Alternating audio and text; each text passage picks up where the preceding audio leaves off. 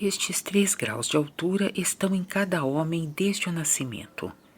Podem sucessivamente ser abertos e, conforme são abertos, o homem está no Senhor e o Senhor está no homem. Que os 3 graus de altura estejam em cada homem é o que se ignorou até ao presente, e isto porque estes graus não eram conhecidos, e porque enquanto estes graus estão escondidos, não se pode conhecer outros graus senão os graus contínuos. Mas é preciso que se saiba que em cada homem, desde o nascimento, há os 3 graus de altura ou discretos, um acima ou dentro do outro, e que cada grau de altura ou discreto tem também graus de largura ou contínuos, segundo os quais cresce pelo contínuo, pois os graus de um e outro gênero estão nos muito grandes e nos muito pequenos de todas as coisas, como foi mostrado acima, números 222 a 229. Com efeito, não pode haver graus de um gênero sem os graus do outro gênero. Estes 3 graus de altura são chamados natural, espiritual e celeste, como já foi dito, número 232. Quando o homem nasce, entra primeiro no grau natural e este grau cresce nele pelo contínuo, segundo as ciências e segundo o entendimento adquirido por elas, até ao mais alto ponto do entendimento, que é chamado racional. Mas, entretanto, por isso não é aberto o segundo grau, que é chamado espiritual. Este é aberto pelo amor dos usos segundo os intelectuais, mas pelo amor espiritual dos usos. Amor que é o amor para com o próximo. Este grau pode igualmente crescer pelo contínuo do grau até a seu mais alto ponto, e cresce pelos conhecimentos do vero e do bem ou pelas verdades espirituais. Todavia, por estas verdades não é aberto o 3º grau, que é chamado celeste, mas este é aberto pelo amor celeste do uso, amor que é o amor para com o Senhor. E o amor para com o Senhor não é outra coisa senão aplicar à vida os preceitos da palavra, que em suma consistem em fugir dos males porque são infernais e diabólicos, e em fazer os bens porque são celestes e divinos. Estes 3 graus são assim abertos sucessivamente no homem. Enquanto o homem vive no mundo, ele nada sabe da abertura destes graus nele, e isso porque então ele está no grau natural, que é o último, e porque é por este grau que então ele pensa, quer, fala e age.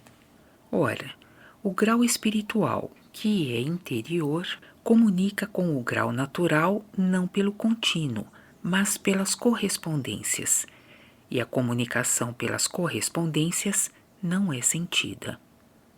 Mas, entretanto, quando o homem se despoja do grau natural, o que acontece quando ele morre, entra então naquele grau que nele foi aberto no mundo, no grau espiritual, aquele em quem foi aberto o grau espiritual, no grau celeste, aquele em que foi aberto o grau celeste.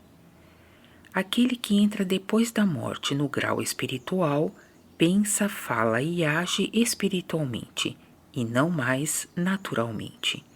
E aquele que entra no grau celeste, pensa, quer, fala e age segundo seu grau. E como a comunicação dos 3 graus entre si não existe senão pelas correspondências, é por isso que as diferenças do amor, da sabedoria e do uso quanto a estes graus são tais que eles não têm entre si nada de comum pelo contínuo algum. Por estas explicações, é evidente que os 3 graus de altura estão no homem e que podem ser abertos sucessivamente. Pois que há no homem 3 graus de amor, 3 graus da sabedoria e, por conseguinte, 3 graus do uso, segue-se que há nele 3 graus da vontade, 3 graus do entendimento e, por conseguinte, 3 graus do conclusum e, por consequência, 3 graus da determinação ao uso.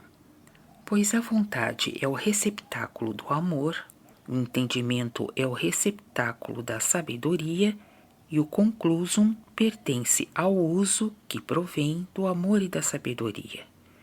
É, portanto, evidente que em cada homem há uma vontade e um entendimento naturais, uma vontade e um entendimento espirituais, uma vontade e um entendimento celestes em potência desde o nascimento e em ato quando são abertos. Em uma palavra, a mente do homem, que se compõe da vontade e do entendimento, é de 3 graus segundo a criação, e por conseguinte, de nascimento. De sorte que no homem há uma mente natural, uma mente espiritual e uma mente celeste, e que o homem, por isso, pode ser elevado à sabedoria angélica e a possuir quando vive no mundo, mas, entretanto, não entra nela senão depois da morte se torna anjo, e então diz coisas inefáveis e incompreensíveis para o homem natural.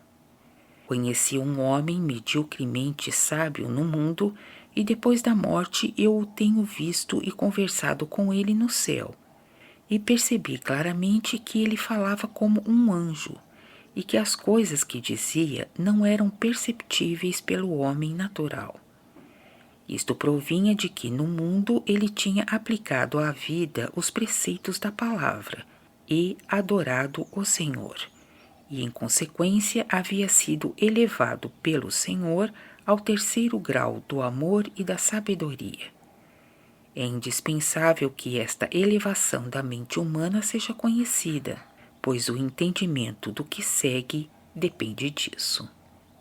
Há no homem pelo Senhor 2 faculdades pelas quais o homem é distinguido das bestas. Por uma destas faculdades ele pode compreender o que é vero e o que é bem.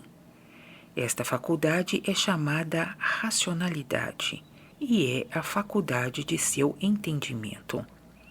Pela outra faculdade ele pode fazer o vero e o bem. Esta faculdade é chamada liberdade e é a faculdade de sua vontade. Com efeito, o homem pode, pela sua racionalidade, pensar o que lhe agrada, tanto por Deus como contra Deus, e tanto pelo próximo como contra o próximo. E também pode querer e fazer o que pensa, mas quando quer o mal e teme a punição, pode pela liberdade se abster de fazer. O homem por estas 2 faculdades é homem e é distinguido das bestas. Estas 2 faculdades no homem procedem do Senhor e procedem continuamente, e não lhe podem ser tiradas, pois se fossem tiradas, seu humano pereceria. Nestas 2 faculdades, o Senhor está em todo o homem, não somente no bom, mas também no mal. Elas são a morada do Senhor no gênero humano. Vem daí que todo homem, seja bom, seja mau, vive eternamente. Mas a morada do Senhor no homem torna-se mais próxima, conforme o homem, por meio destas faculdades, abre os graus superiores, pois, por sua abertura, ele entra nos graus superiores do amor e da sabedoria. Assim, fica mais perto do Senhor. Por estas explicações, pode-se ver que, conforme estes graus são abertos, o homem está no Senhor e o Senhor está no homem. Foi dito acima que os 3 graus de altura são como o fim, a causa e o efeito, e que, segundo esses graus, sucedem-se o amor, a sabedoria e o uso. Por isso aqui se dirá em poucas palavras que o amor é o fim, a sabedoria é a causa e o uso é o efeito. Quem quer que consulte sua razão quando ela está na luz, pode ver que o amor do homem é o fim de todas as coisas que estão nele, pois o que ele ama, ele o pensa, o conclui e o faz. Por consequência, o tem por fim. O homem, por sua razão, também pode ver que a sabedoria é a causa, pois ele, ou seu amor, que é o fim, procura no entendimento os meios pelos quais pode chegar a seu fim. Assim, consulta sua sabedoria. E estes meios fazem a causa, per pela qual chega. Que o uso seja o efeito, vê-se claramente sem explicação. Mas o amor em um homem não é o mesmo que em um outro. Semelhantemente, a sabedoria em um homem não é a mesma que em um outro, nem por consequência o uso.